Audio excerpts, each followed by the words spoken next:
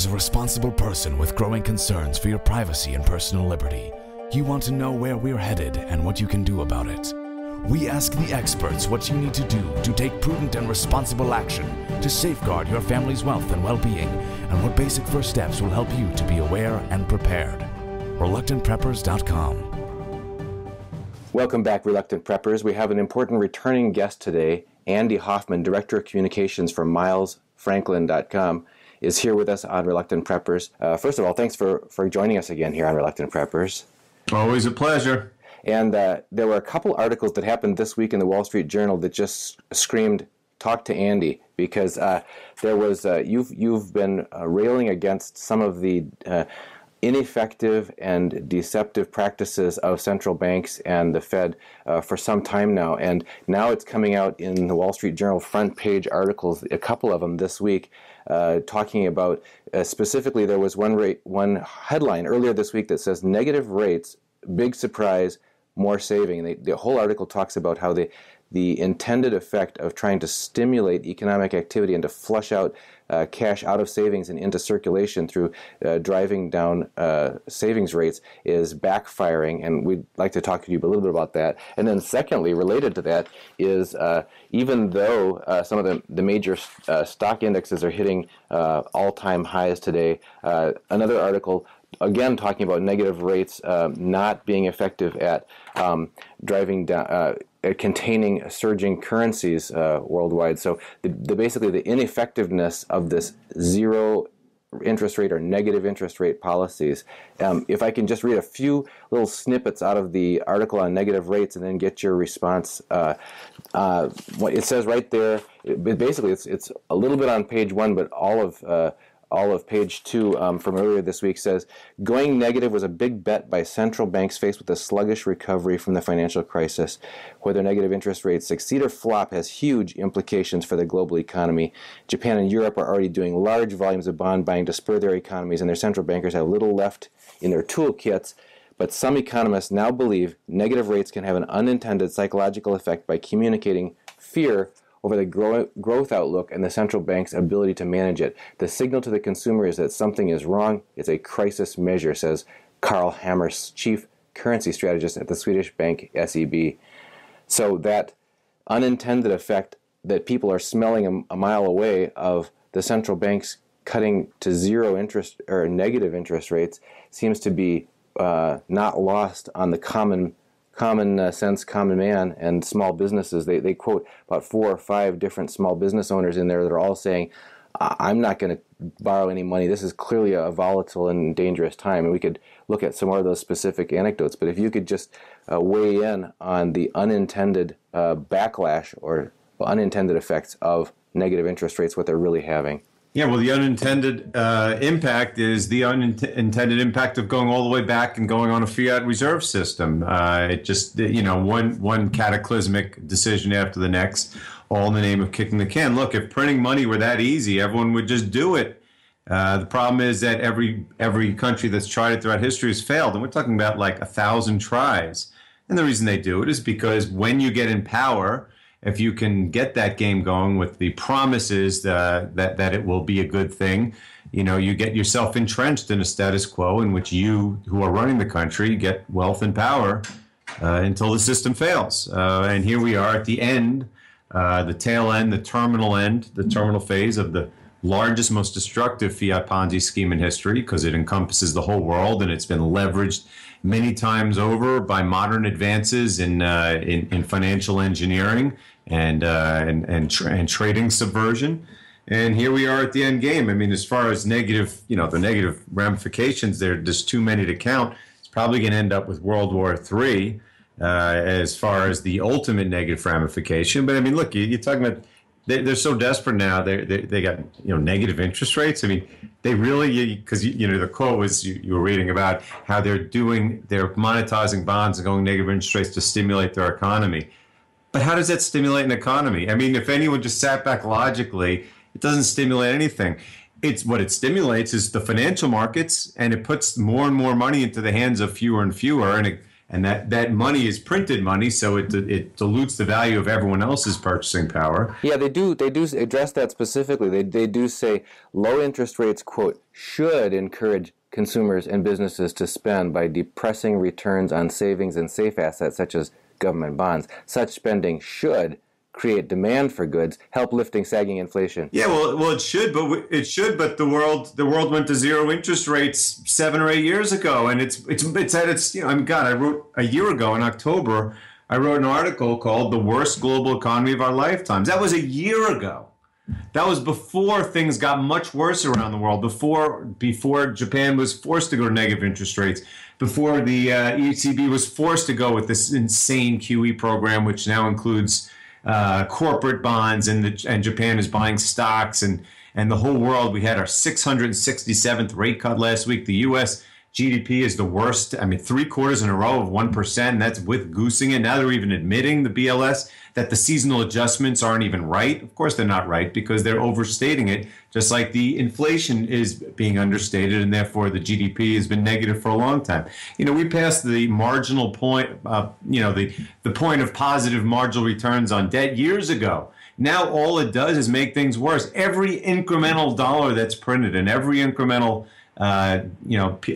debt that's created makes things worse. And then when you consider that the whole world is now reaching for yield desperately because the savers have been destroyed by these rates, and then you talk about real negative ramifications like corporations now borrowing money at record low rates so they can buy back stock. I can't even think, there's so many things right now, and it's a fraud. Well, another one, they talked in there on the individual front for personal households. They talked about hoping that this would cause people to pull money out of savings and start spending it. But it says, there's a quote from the article again, many Germans worry that negative interest rates pose a threat to their rainy day funds. So 4 in 10 Germans cite the ECB's monetary policy of low interest rates as their biggest concern when it comes to savings.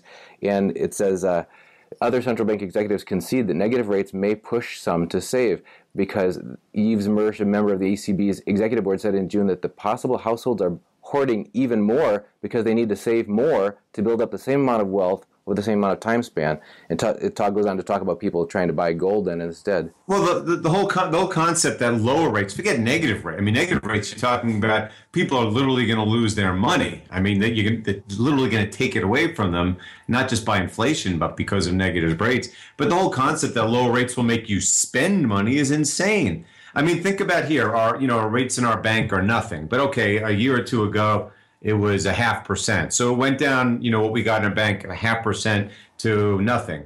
Does that mean I'm going to take my money and spend it? I mean, that's ridiculous. And I was afraid of inflation, which is exactly what they're going to be getting over there in Europe. I wouldn't be buying stuff. I'd be buying gold. I'd be buying things that would protect me from inflation. I mean, I certainly wouldn't be going, oh, looks like my savings are being destroyed. Let me get rid of them even faster, especially because at the same time, you're talking about a collapse in the economy. I mean, today, Europe put out its GDP numbers. They're practically zero. We're practically zero. Anyone who has any real accounting is at or below zero around the world. Look at commodity prices have collapsed. Currencies are crashing, so purchasing power has been plunging around the world. Debt defaults are surging. So why would a bank think that if we lower rates, people are going to spend money, let alone borrow more money? That's the most ridiculous thing ever. And the reason, what have the banks been doing with all of this free money that they've been getting all these years? They've been keeping it in the bank, in the Fed, and getting 0.25% on it or 0.1% on it.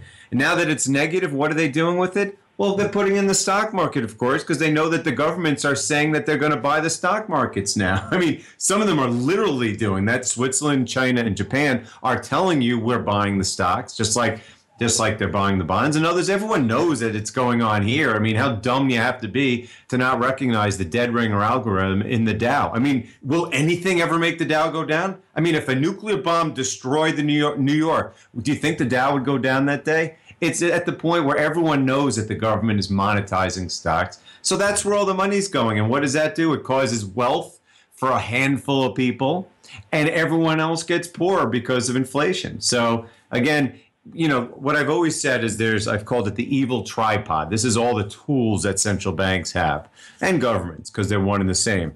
There's money printing, market manipulation, and propaganda. And frankly, the propaganda leg is broken. No one believes any government around the world. No one believes the Fed. No one believes the president of the United States that the economy is getting better. Everyone knows it's getting worse. In fact, we just saw the other day, first we saw the BLS permanently reduce the personal income numbers, saying, oh, our adjustments are wrong. And then the BEA said, the Bureau of Economic Analysis said, you know what? Oh, those double seasonal adjustments on GDP, it turns out that they don't work. They're wrong. We have to rethink them again. So that's going to lower numbers. They're going to all be revised down. And just yesterday, the BLS said, you know what? The wage growth numbers that we said were much higher, and Obama was laughing at anyone who said that incomes are not going up. It turns out they're not only not higher, they're lower. So now even the propaganda is falling apart. No one believes a thing. So that leaves you with two things left. There's money printing and market manipulation.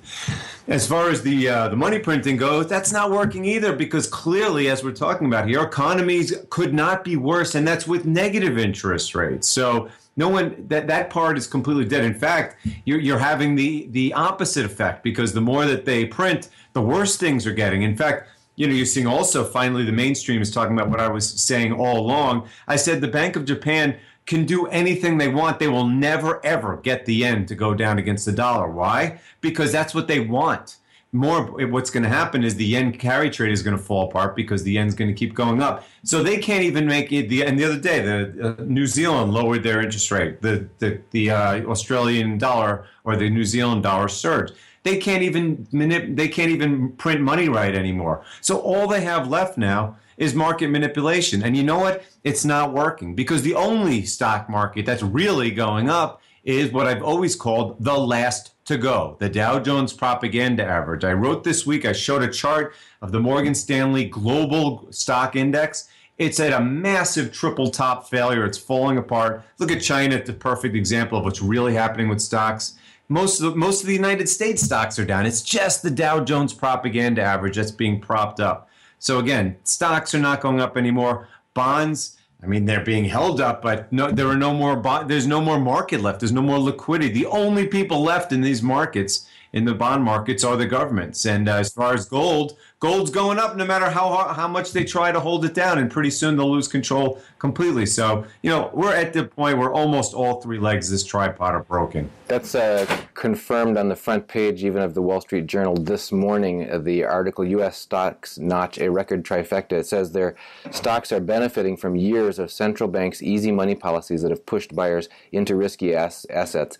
And when you look at the continuation of the article in the farther section, it says clearly we're not coming out of a recession, as it feels like there's still many unknowns out there, referring to the present. Coming risks include the pace of economic growth, geopolitics, and the U.S. presidential election. Then it goes on and finally makes the connection to what we've seen before, the collapse after the late 90s. Even the strong gains in the late 90s, however, gave way to steep declines. In the year following its peak, the NASDAQ composite lost more than half its value and took 15 years to return to its pre-tech boom highs. Some analysts now say they worry most of the gains from this rally could be in the past, and the melt-up essentially has already happened.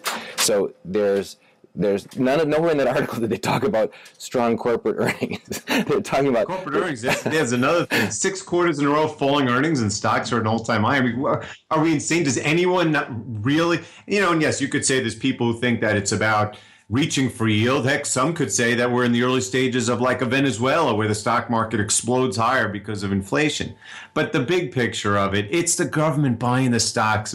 I hate to be patronizing, but how dumb can anyone to not realize that the Dow goes up every day with the same pattern every day for 5+ years? I wrote the article 5 years ago, Dow Jones Propaganda Average, dead ringer algorithm. It's every single day, just like gold is capped and attacked every single day with the exact same algorithms.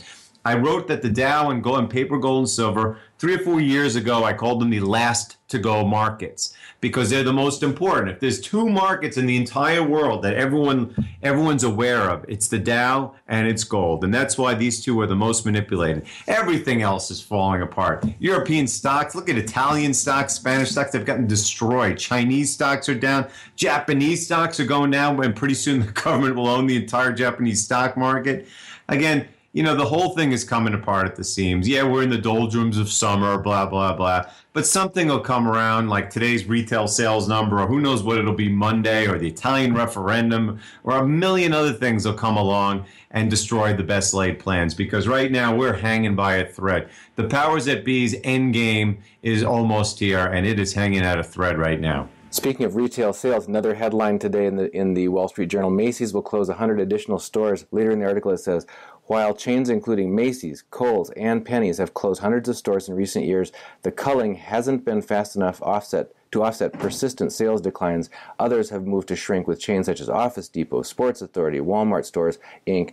announcing hundreds of closures this year. So in the face of, on page one, you've got stock markets all pegging all-time highs here in the U.S., and then page two, headlines: Macy's closing additional stores, and just talking about, the other one was the retirement boom, saying that, and adjustable rate mortgage balloon payments coming due, and the mortgage industry bracing for people who've been on interest-only payments up to now, having to switch over to making actual principal payments, and expecting that will cause a lot of non-performing loans for all the major lenders.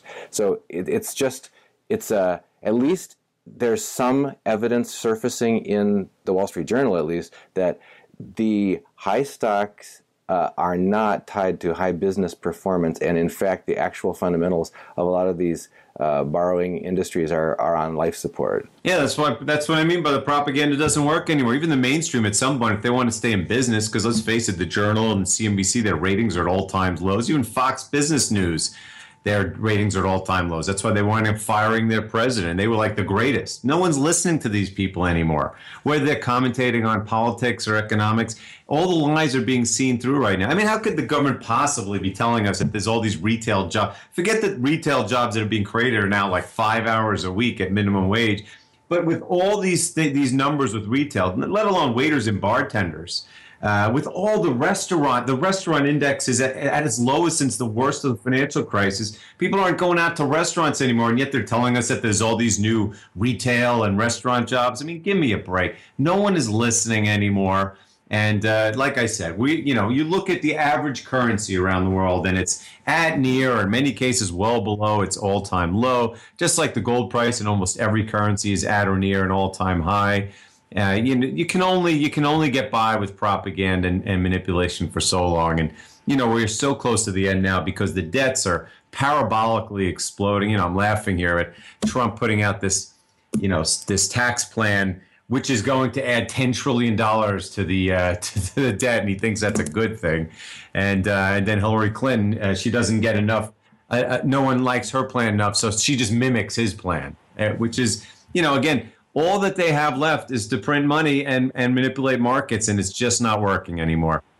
You mentioned resilience in the precious metals. Rob Kirby was with us this past week and said that the behavior that we've been seeing over the past 5 years of the smackdowns and suppression on precious metals are appearing to be changing, in that it looks like there are new firmer hands coming in that are providing support even in the face of those attempted to smackdowns. And you've talked about that in some of your recent audio podcasts. If you can tell us your view of what's changing in the new buyers and the new behavior that's showing up both in the silver and gold markets. It's simple. The bull market is back. Actually, it never left. Look, we got to the point in 2011, the summer of 2011, where the cartel had almost lost control, or I should say the powers that be. Heck, the Standard & Poor's downgraded the United States. They weren't even aware. Like, they almost got caught off guard by that. And that's when gold went to $2,000 almost, and silver was at $50, and everything was falling apart. So, they basically went all in. I called it the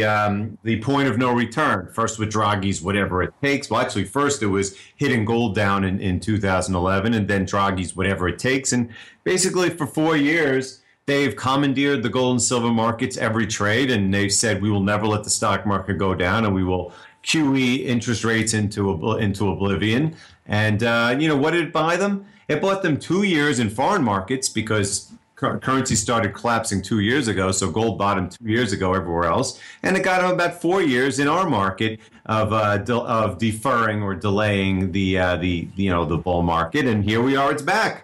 Institutional investors around the world are flying in. That's what I wrote about back in February. I said they won't be stopped because now everyone is flooding in, and the big tell was that the cartel has not been able to cover their shorts in the COMEX. Every time they've tried, it's an all-time high. Can't wait to see what the number is today when it comes out. And the reason is that the institutions around the world are buying. So no matter how much they try, they can't get prices down. I mean, look what they did last Friday. Came right back. Then they smashed it again yesterday. Comes right back today.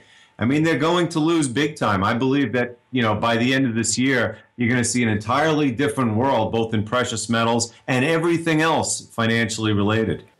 Well, Andy, we know that we were lucky to get a little bit of your time this morning. You're on a short timeline, and so we want to respect that. If there's any other words to the wise for our viewers before we let you go, could you go ahead and share people with us where they can find your work online? Sure. Our brand new website at Miles Franklin. Again, we've been around 27 years. Not a single registered complaint all that time. I write for free every day at milesfranklin.com. You can email me at ahoffman@milesfranklin.com or call us at 800-822-8080. Thank you, Andy Hoffman, for being with us again here on Reluctant Preppers. My pleasure.